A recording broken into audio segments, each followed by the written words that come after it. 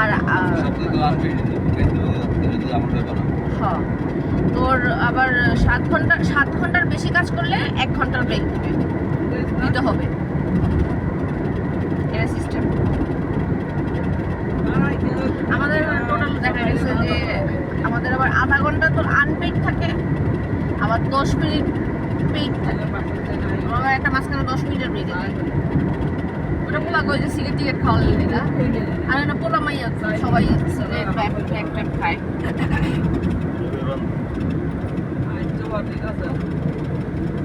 তো ফ্লেভারও পাওয়া যায়, বেশি দাম হবে, 1 টাকা 5 টাকা।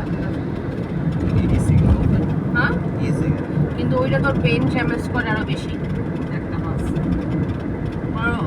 ফেক হচ্ছে কি তোর ব্রেন নষ্ট করে ফেলে। আমার সাথে কয়েকটা খাইতে হবে।